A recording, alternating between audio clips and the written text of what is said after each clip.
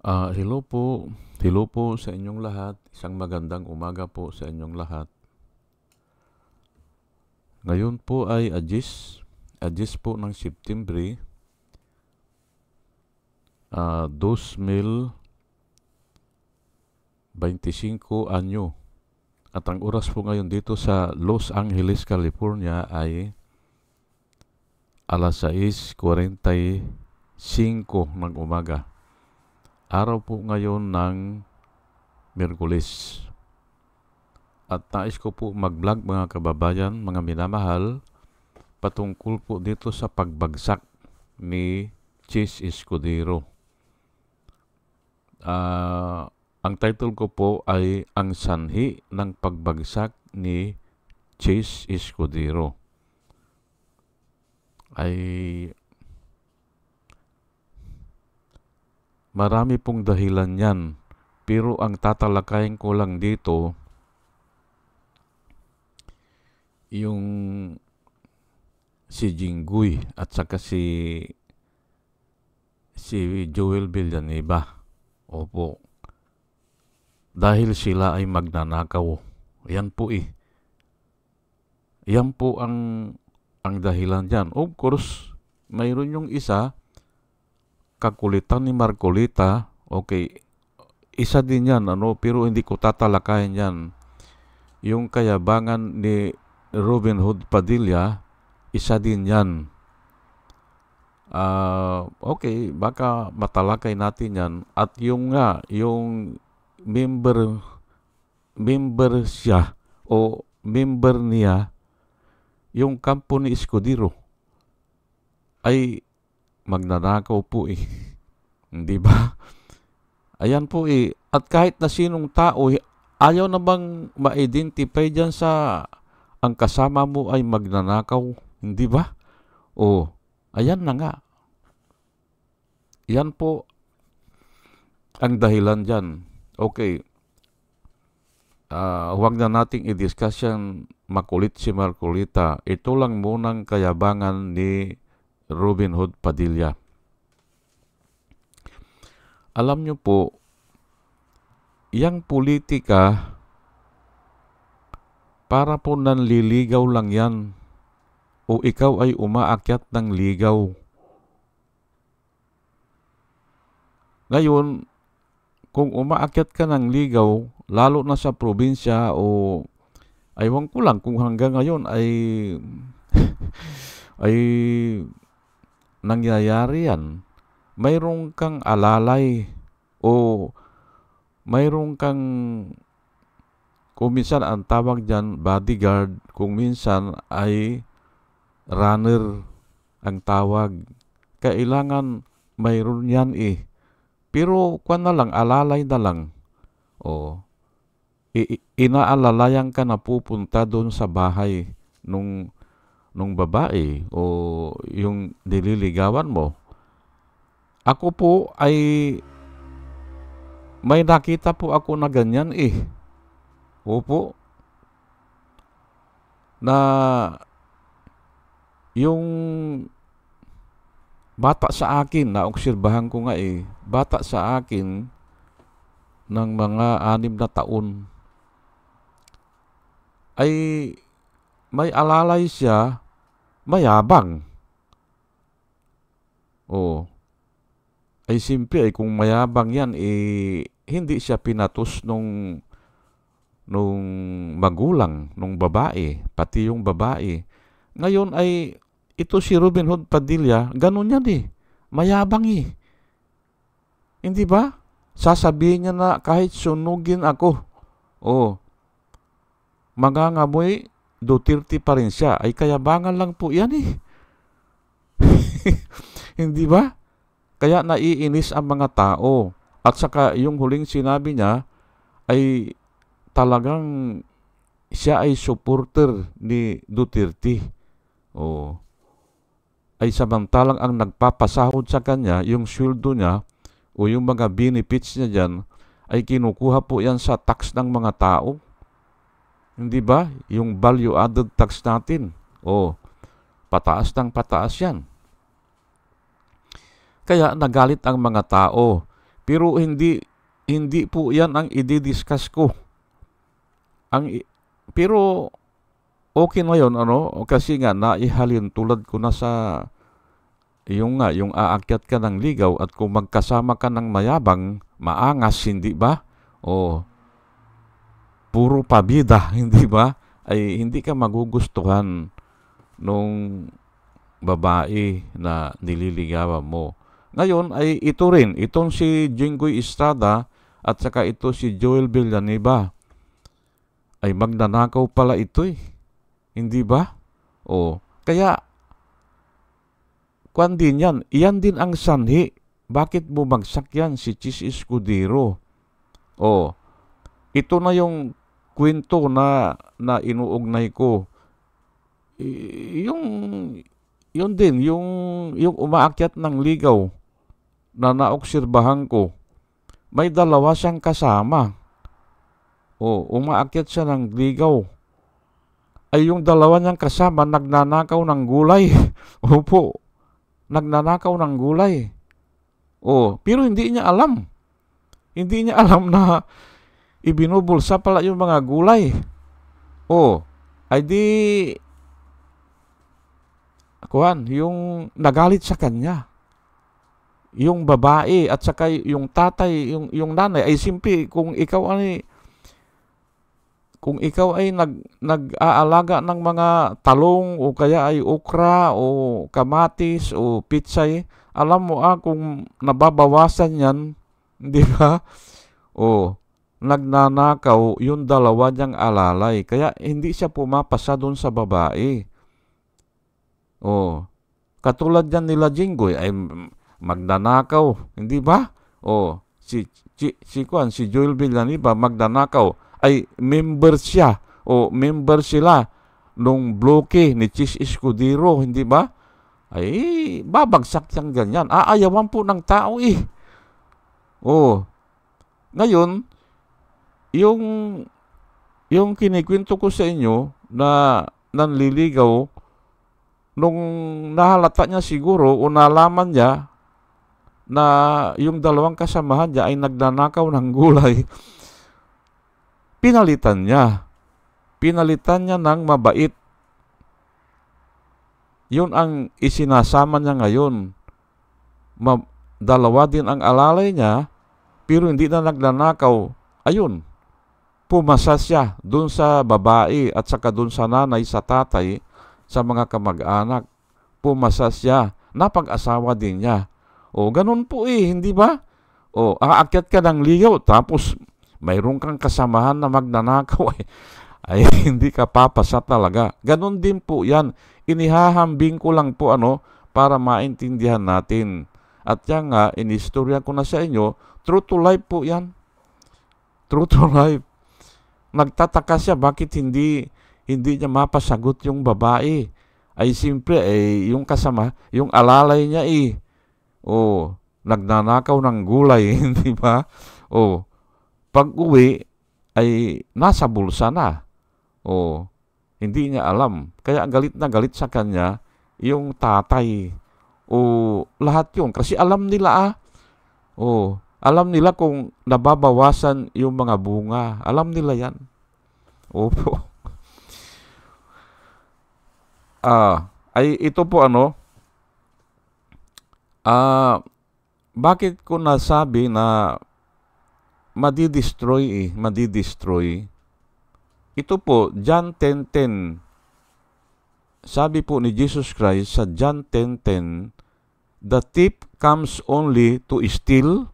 Ayan po, hindi ba? Ano ba yan si Jinggoy Estrada? Hindi ba? Ay kwan na po yan Nahatulan na yan po Doon kay napulis. Pero nga sa kahabaan ng panahon ay hindi na plunder. Graft na lang ata. Aywan ko, under appeal pa ata ngayon. At saka ito po si Joel Villanueva, alam ko second batch yan Sila nila Marcolita, second batch yan, kaya lang hindi na inabutan.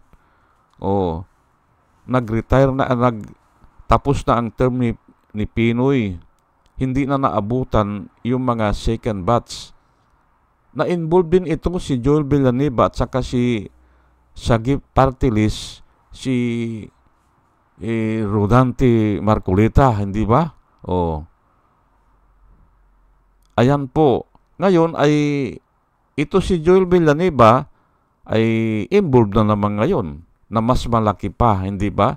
Amak mo 12 billion yung budget noong 2025, nakakuha siya ng 12 billion. Aywan ko kung saan niya nilagay yan. Oh. Insertion, hindi ba? Oh. The thief comes only to steal and kill and destroy. Ayan po, tatlo ang ginagawa to steal, to kill, and destroy. Ayan po. Kaya yung bloke ni Chis Escudero ay madi-destroy talaga yan, Oh. Ayan po, hindi ba? I came, sabi ni Jesus Christ, as I came that they may have life and have it abundantly. Si Jesus Christ po pumunta sa atin o pumunta dito sa lupa o nagkatawang tao, nagkatawang tao para tayo ay magkaroon ng buhay na yun nga, yung abundantly. I came that they may have life and have it abundantly. Ayan po. Pero yung mga tip ay nadi-destroy. Nadi-destroy po ang lahat. Pati bansa ay humihirap ka ang bansa dahil nga dyan sa korupsyon John 10:1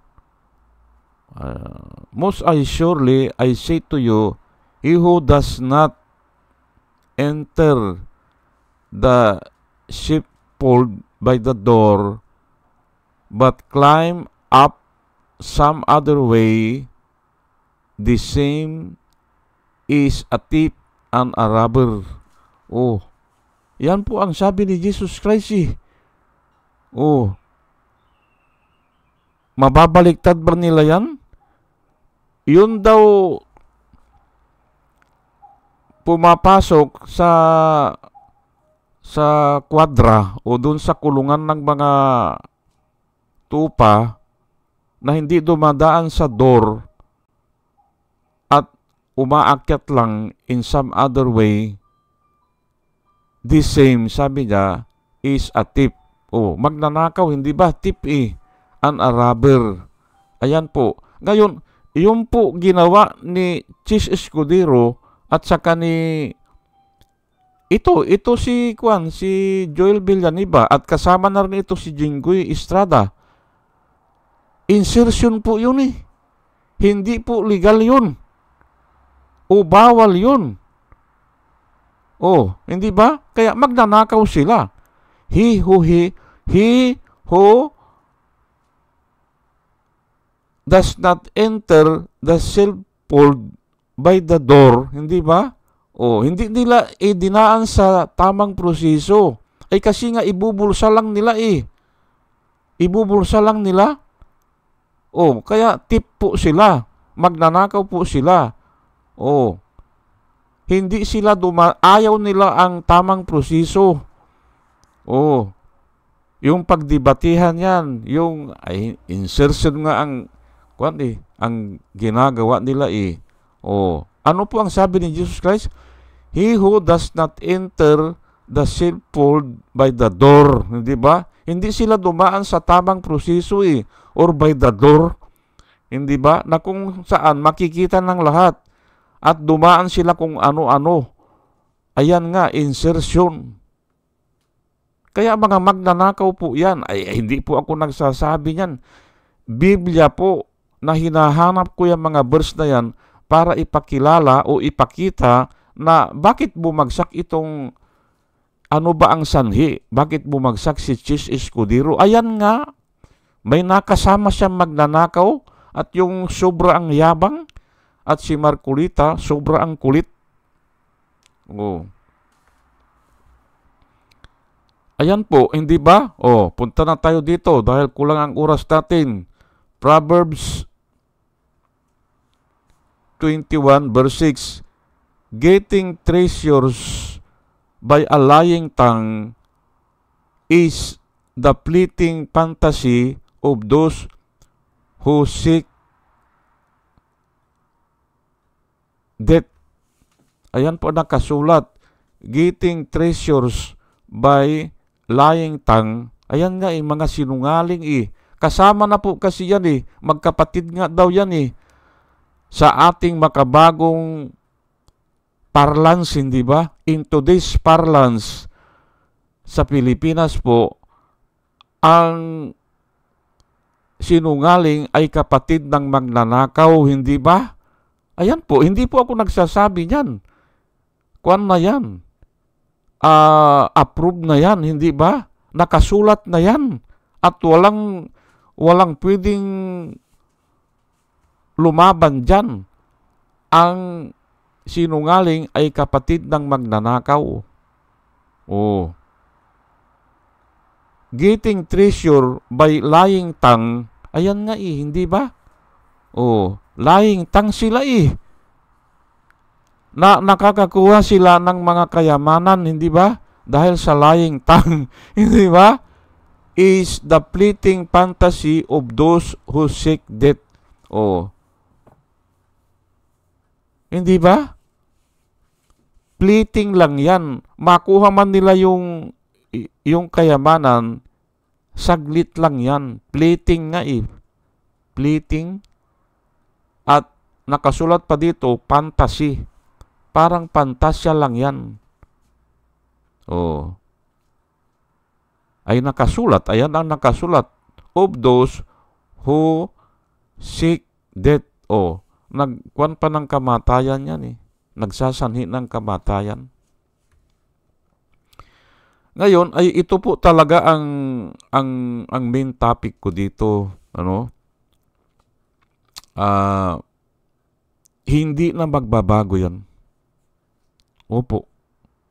Hindi na magbabago. Magbukas po kayo ng mga YouTube ngayon, ang tinatalakay ay ito si Jinggoy Estrada at saka si Joel Villanueva. Ang tinatalakay nila, hindi ba nabilanggo na ito si Jinggoy? Oo. Tama po kayo, nabilanggo na yan. At hindi ba ito si Joel Villanueva kasangkot na yan doon sa Napolis scandal? Opo, second batch po yan Pero hindi masyadong nabuksan kasi nga patapos na yung term ni Pinoy.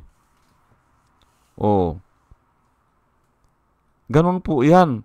Ay bakit ang tanong ng marami, ang tanong ng iba, nagtataka sila, bakit hindi nagbago? Bakit naandito na naman sila? Sangkot na naman sila. Ayan po Kaya ang kasagutan ko dyan, hindi na po magbabago yan. Opo. Walang kakayahan ang tao na baguhin ang kanyang sarili. Yan po ang napag-alaman ko sa Biblia. Pero wag po kayong maniwala sa akin. Mag-obserba po kayo. At yung buhay nyo, ilaan nyo sa ganyan. Ilaan nyo na obserbahan yan. Wag agad-agad maniwala. Pero yan po ang napag-alaman ko sa Biblia. Man cannot save himself alone. Man cannot change himself alone.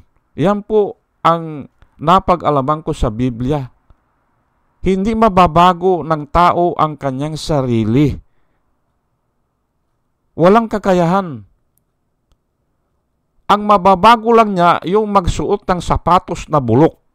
Yan po, o maglagay na kulambo na bulok, o magsuot ng mga damit, ganyan. External. Yan po, magpakoloriti ng buhok. Yan po ang mababago niya. Pero yung kalooban niya, hindi niya mababago. Yan po ang sinasabi ng Biblia. Kaya nga, man is a slave of sin. Man commits sin because man is a slave of sin. At yan ang sinabi ni Jesus Christ, I came that to set the captive free. Ayan po, alipin po tayo eh.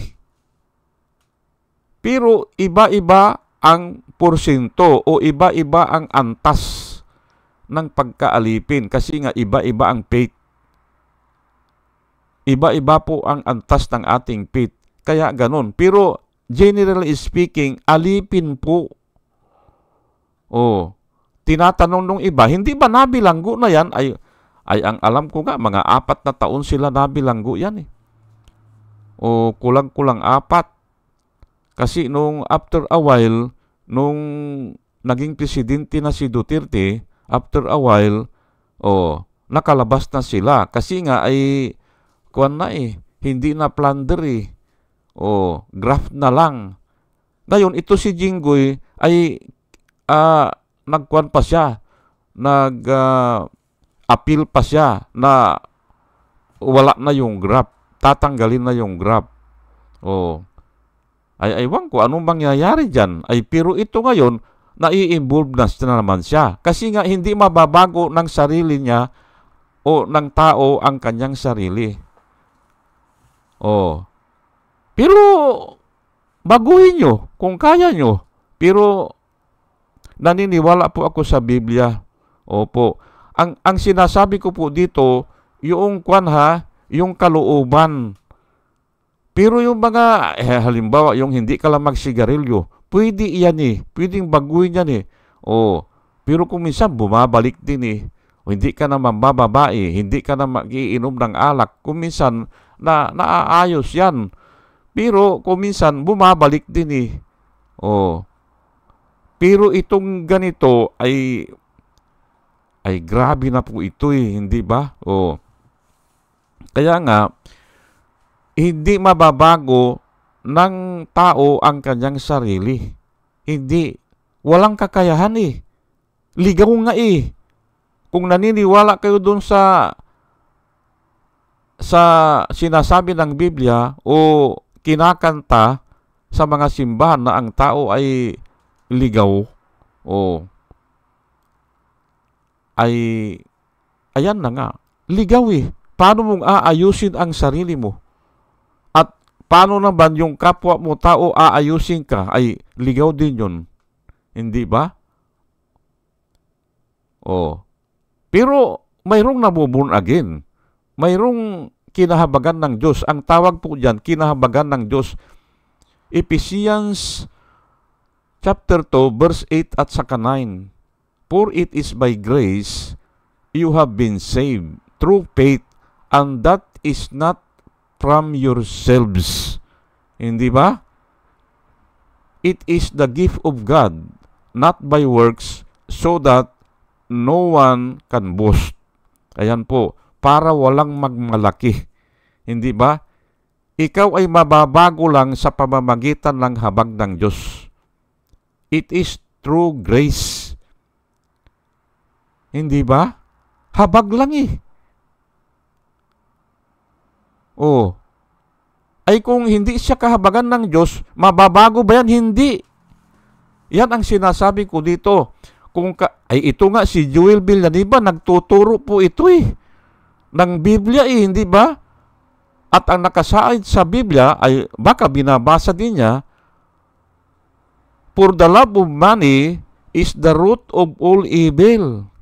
Yan po eh. Alam niya yan, binabasa niyan, itinuturo niya yan. Ay bakit napunta pa sa dyan, sa ganyan? At yung tatay niya, nangangaral din yun. Ayan nga ang sinasabi ko. Kung hindi ka kinahabagan ng Diyos, kahit na binabasa mo na yan araw-araw, kahit na alam mo yan, o alam mo na ang nangyayari dyan, kung hindi ka kahabagan ng Diyos, personal knowledge lang po yun eh. Kailangan ay habag ng Diyos. Ayan po. Maalala natin si Noah. Noah find favor in the eyes of God. Yan po nakasulat. He find favor in the eyes of God. Kaya naligtas sila. 8 sila. O 8 kaluluwa. Hindi ba? Favor lang eh. Unmerited favor na hindi mo pinagpaguran. Kasi kung pinagpaguran mo, magmamalaki ka. Hindi ba? Yan po ang nakasaad dito sa Ephesians chapter 2 verse 8 hanggang 9. For it is by grace, through faith, that you have been saved, and this is not of your works. It is the gift of God, not of works. Hindi yung endeavor natin. Hindi po. Hindi yung mga gawa natin. Walang magagawa yan. Yung mga gawa natin, kung minsan nga, ipakitang tao lang yan, hindi ba? Mga pakitang tao lang yan. Pero yung kalooban natin, naandun pa rin ang kurap ang tao. Naandun sa kalooban natin. Na kung makakakita ka ng pagkakataon, kung makakakita ka ng tamang pagkakataon, maisasagawa mo yan. Yang korupsyon na yan. Korupsyon lang po ang kuwan ko dito ang tinatalakay ko korupsyon lang. Isasagawa mo yan. Ngayon kung kinabagan ka ng Diyos, maari hindi. Kasi magdadalawang isip ka po May wisdom ka na nanggagaling po sa Panginoon. Ayan po. Ulitin ko lang magbabago ba sila yan? Hindi po. Kung hindi sila kahabagan ng Diyos, for it is by grace nga habag lang po ng Panginoon ang pwedeng magpabago sa tao. Ayan nga hindi ba? Nabilanggo na, hindi ba? Bakit umulit pa? Ayan si Joel Villanueva nangangaral, hindi ba? The love of money is the root of all evil. Hindi ba niya alam yan? Bakit ginagawa niya? Hindi ba? Ayan po habag lang po. Habag. At yun po ang hilingin natin sa Panginoon na sana tayo ay kahabagan. Opo. Sana tayo ay kahabagan. Kasi nga tayo ay makasalanan, hindi ba? Makasalanan tayo pero iba-ibang degree po iba-ibang degree. Mayroong iba umabot sa pumapatay. Pero yung iba hindi talaga. Opo. Nagnakaw, nahuli, ngayon, yung nagtitistify, papatayin niya yun. Umaabot sa ganun. Yung iba hindi na. Kaya nga iba-iba po sige po at hanggang dito na lang po at sana dalayan ko po sa Panginoon sa ating pakikinig po ay may natutunan tayo may wisdom tayo na nakuha sa Panginoon at muli mga kababayan, mga minamahal, isang magandang umaga po sa inyong lahat at salamat po sa inyong pakikinig. Salamat po ng marami. Salamat po.